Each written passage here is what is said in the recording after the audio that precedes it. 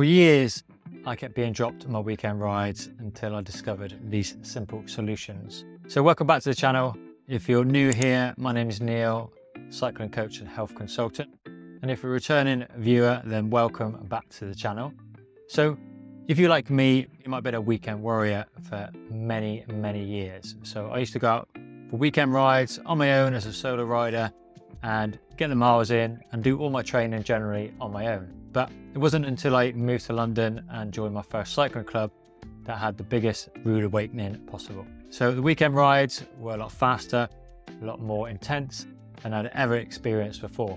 And soon enough, I was off the back, being dropped, having to make my own way home because I was losing the group week in, week out. And I turned up every week and thought, if I just turn up every week, I can dig in and hopefully see some improvements, because I'm obviously cycling week in, week out with this group. So it makes sense.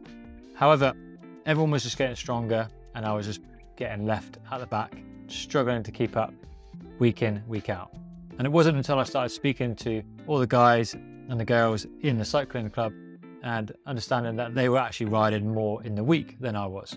At the time, I was working a lot and it didn't really allow me to cycle much during the week.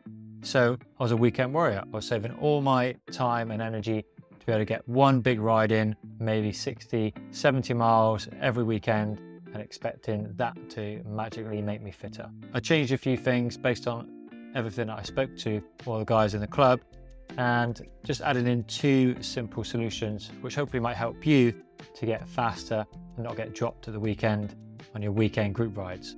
So the first one was a recovery ride.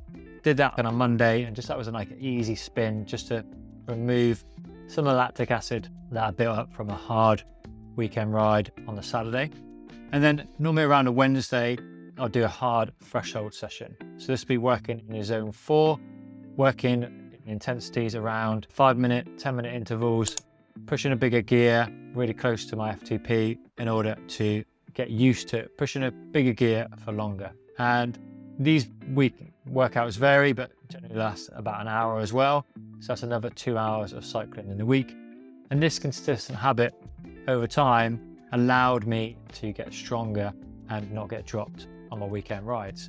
And also I threw in, and what I made sure I do is recover well on the Friday. So Friday was always my rest day. If you're cycling on a Sunday, then maybe make your Saturday a rest day. And this allowed me to be as fresh as possible, so I could really use my weekend rides, which at the time were really intense, high tempo.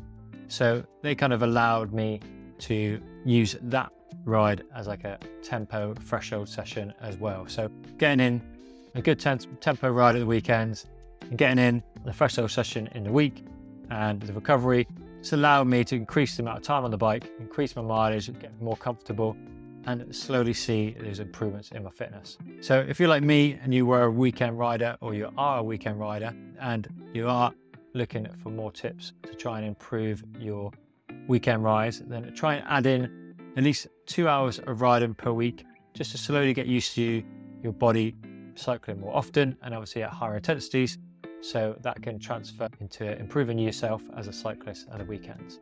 And finally, another tip: if you do commute, commuting is a great way of getting in more aerobic exercise. You'll probably be in your zone 2 while commuting to work, so keeping it nice and light, but this will help to increase your aerobic capacity, which will overall help to improve you as a cyclist, build a bigger foundation of endurance. So essentially, when you are riding harder, you're going to recover quicker on those longer rides. So apply those tips, see if that'll be helpful, and let me know if you've been a weekend warrior like myself and then only realized after a number of weeks that you needed to put in a few more hours in order to improve yourself as a cyclist. And if you want to learn more about improving your cycling performance and how you can cycle faster in just 4 hours a week, then make sure you check out this video where I break down exactly how I did that and how I did that with my clients as well, to make them cycle faster and recover quicker. So thank you for watching, and we'll see you in the next one.